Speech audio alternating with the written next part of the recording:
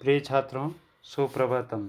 आज हम अपनी पाठ्य पुस्तक सेमुसी का चतुर्थ पाठ शिशु लालनम पढ़ रहे हैं। शिशु लालनम का एक भाग हमने पूर्व के वीडियो में पढ़ा था, जहां लव और कुश अपना परिचय बताते हैं।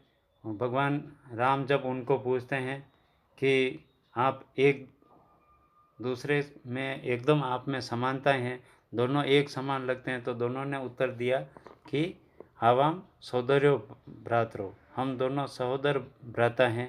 फिर राम ने पूछा कि समरूप शरीर सन्निवेश, आप दोनों आकृति प्रकृति से भी एक जैसे हैं, शरीर में भी कोई अंतर नहीं है। वयस तो न किंचित अंतरम, आयु में भी कोई अंतर नहीं है।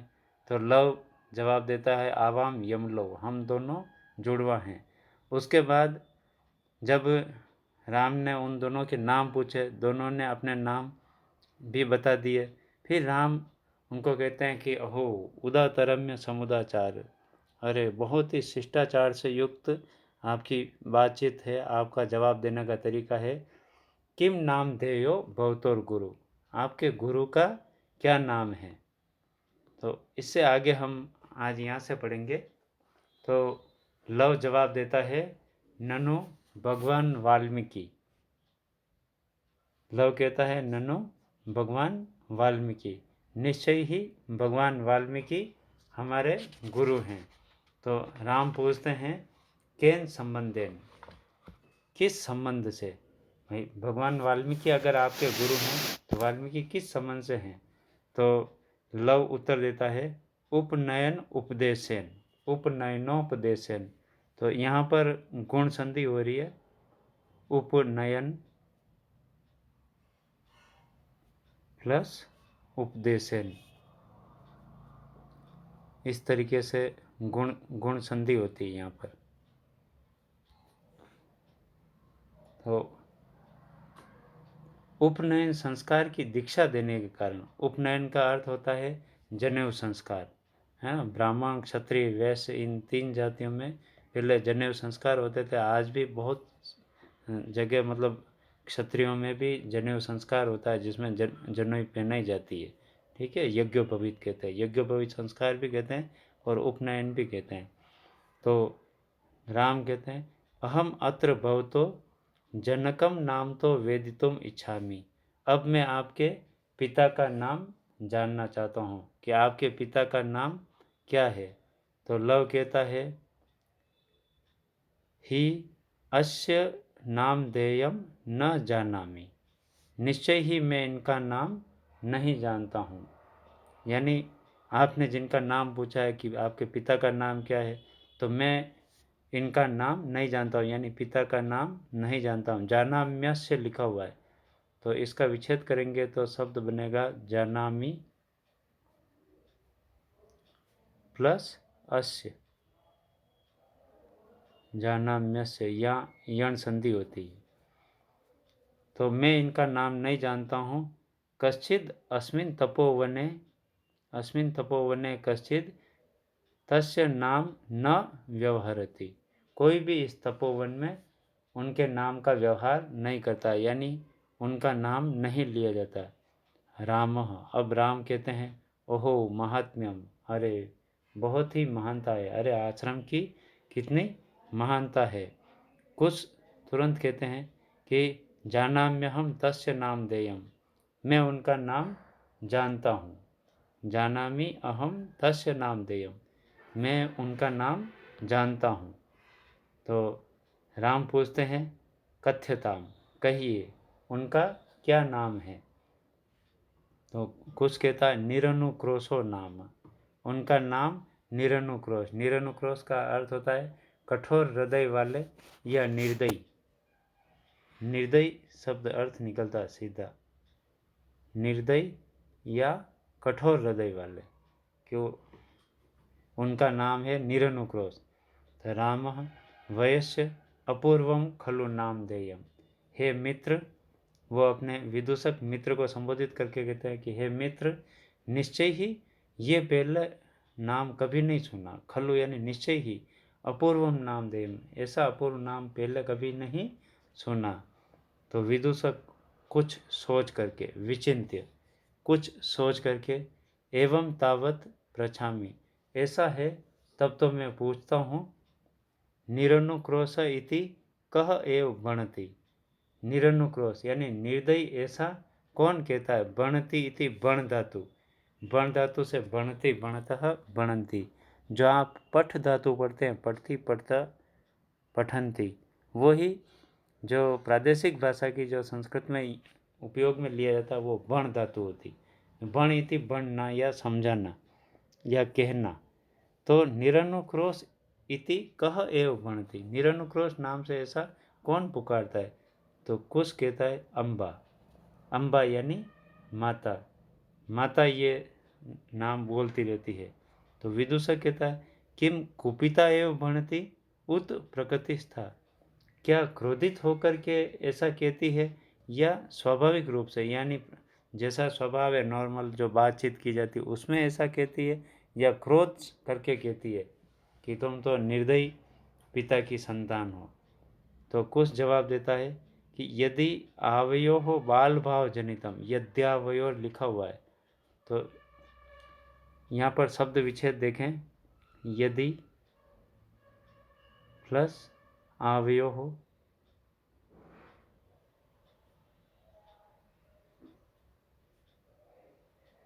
प्लस बाल भाव जनितम, यहाँ पर 3 शब्द मिले हुए हैं। तो यहाँ पर ऋत्व विसर्ग संधि होती है और यहाँ पर यण संधि होती है।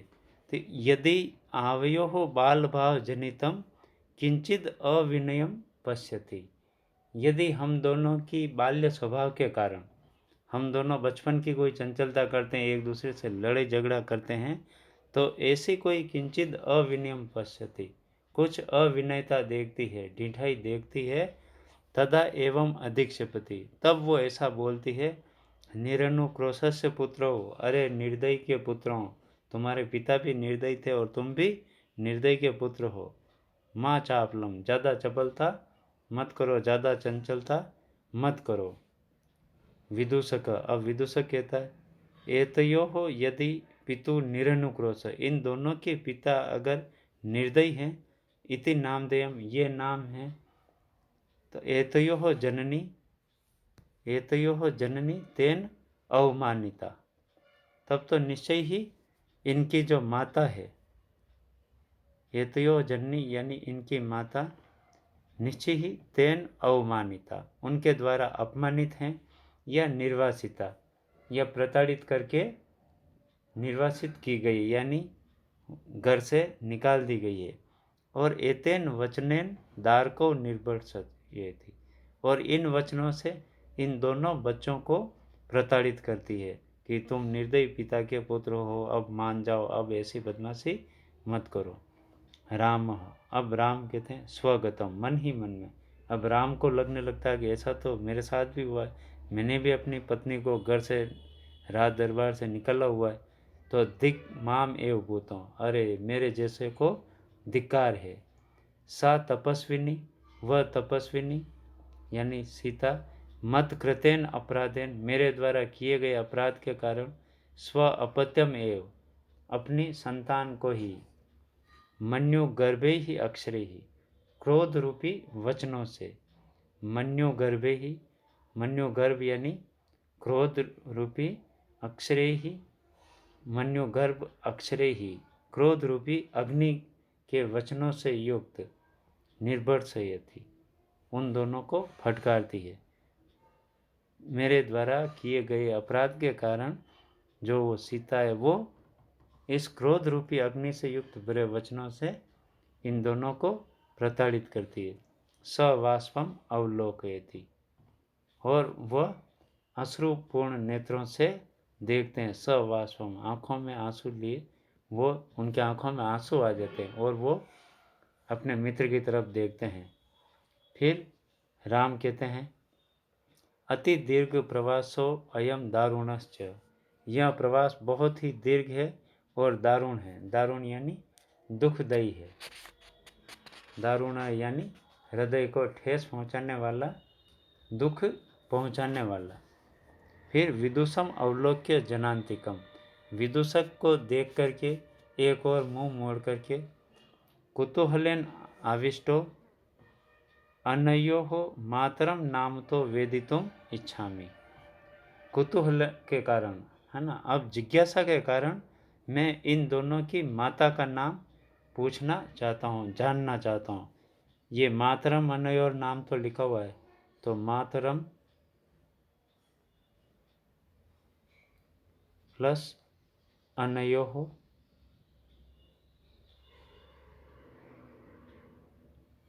प्लस नाम तो, इस तरीके से 3 शब्द दिए हुए हैं।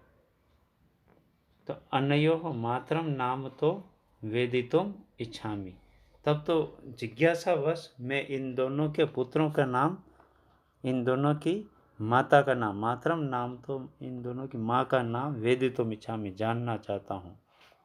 परम स्त्रीगतम अनुयोक्तुम युक्तम न, किंतु स्त्रीगत कोई बात पूछना उचित भी नहीं है ना। स्त्रियों के विषय में कोई भी नाम पूछना, उनके काम की जानकारी करना, परिवार की जानकारी करना, ये उचित भी नहीं है। और विशेषतः तपोवन, और तपोवन में तो बिल्कुल भी नहीं। तत्र को अत्र अभ्युपाय, तब तो निश्चय ही और क्या उपाय किया जाए, है ना। मैं इनकी माँ का नाम पूछना चाहता हूँ, फिर वो मन ही मन कहते हैं अपने मित्र को इनकी माँ का नाम हम पूछे कैसे, क्योंकि स्त्रीगत बात पूछना हम जैसे राजा के लिए उचित भी नहीं है। तो विदूषक जनांतिकम, लोगों से थोड़ा हट करके अहम पुनः पृच्छामि, मैं पुनः इनसे पूछता हूँ। प्रकाशम, अब स्पष्ट रूप से, युवयो जननी किम नाम देया, तुम्हारी माता का क्या नाम है। तो लव कहता है तस्या द्वे नामनी, उनके तो 2 नाम हैं। तो विदूषक पूछता है कथम ही, कैसे। तो लव कहता है तपोवनवासिनो देवी इति नामना आह्वयन्ति। तपोवनवासी जो हमारा आश्रम के जो दूसरे निवासी लोग हैं, वो सब उसको देवी के नाम से कहते हैं। और भगवान वाल्मीकि वधु इति, और भगवान वाल्मीकि उसे बहु बुलाकर वधु कह करके पुकारते, यानी बेटी या वधु कह के पुकारते हैं। राम, अब राम कहते हैं अपि च इतस्तावद वयस्य, अरे तब तो हे मित्र जरा इधर आइए, है ना। तावत वयस्य, तब तो हे मित्र, इतः इतः अपि च, जरा भी इधर आइए, जरा इधर आइए। मुहूर्त मात्रम, क्षण भर के लिए। मुहूर्त मात्रम यानी क्षण भर के लिए, अरे मित्र जरा इधर आओ तो विदूषक उपसृत्य, पास में जाकर के आज्ञा पाए तो भगवान, हे श्रीमान आप आज्ञा दीजिए। रामः अपि कुमारयोः अनयोः अस्माकं च सर्वथा समरूप कुटुंब वृत्तान्त। अनयोः कुमारयोः, अनयोः कुमारयोः अपि अस्माकं च सर्वथा समरूप कुटुंब वृत्तान्त। इन दोनों कुमारों का, तो अनयोः कुमारयोः यानी इन दोनों कुमारों का, इन दोनों ऋषि पुत्रों का, इन बालकों का तो अस्माकं च सर्वथा समरूप कुटुंब वृत्तान्त, हमारे जैसा ही कुटुंब वृत्तांत है, जैसा हमारे राज की परिवार में होता, बस बिल्कुल वैसी की वैसी बात ये कह रहे हैं। क्योंकि अब राम को पक्का विश्वास हो गया कि ये दोनों हमारे ही पुत्र हैं, और इनकी माँ मेरे द्वारा निष्कासित की गई वो सीता ही है। तो नेपथ्य, तभी नेपथ्य में आवाज़, यानी पर्दे के पीछे से आवाज़ आ जाती है। पर्दे के पीछे से क्या आवाज़ आती है कि इयति वेला संजाता, अरे इतना समय व्यतीत हो रहा है, हो गया है। रामायण से नियोग किमर्थम न विदिते, रामायण के गीत का गान करने के लिए, रामायण को गीतबद्ध लयबद्ध गाने के लिए निर्धारित कार्य क्यों नहीं किया गया, यानी रामायण को सुनाने का कार्य, रामायण गान का कार्य समय पर क्यों नहीं किया जा रहा है। तो उभौ, वे दोनों कहते हैं राजन उपाध्याय दूतो अस्मान त्वरयति, उपाध्याय के दूत, हमारे गुरु जी के जो दूत हैं वो हमें शीघ्रता करा रहे हैं रामः मया अपि सम्माननीय एवं मुनि नियोग। मुनि का आदेश मेरे लिए भी सम्मान के योग्य है, यानी मुनि का जो कार्य है, जो मुनि ने आदेश दिया, वो हमारे लिए भी सम्मान के योग्य। तथा ही, क्योंकि अब ये जो पद्यांश है, इसका आप सीधा मतलब अन्वय ने लिख के सीधा नाट्यांश में ही अनुवाद लिखें। भवंतो गायंतो कविरपि पुराणो व्रत निधि गिराम संदर्भो अयम प्रथमम अवतीर्णो वसुमतीं कथाम चेयम श्लाघ्या सर्षिरुह नाभस्य नियतम पुनाति श्रोतारम रमयति च सोयम परिकरः। भवंतो गायंतो, आप दोनों गान करने वाले हैं, इस रामायण की कथा का गान करने वाले हैं। और व्रत निधि पुराणों, व्रत निधि ही पुराणों, और पुराण मुनि तपोनिधि भगवान वाल्मीकि स्वयं इसके रचनाकार हैं, लेखाकार हैं। यानी रामायण के रचनाकार कौन है? भगवान वाल्मीकि।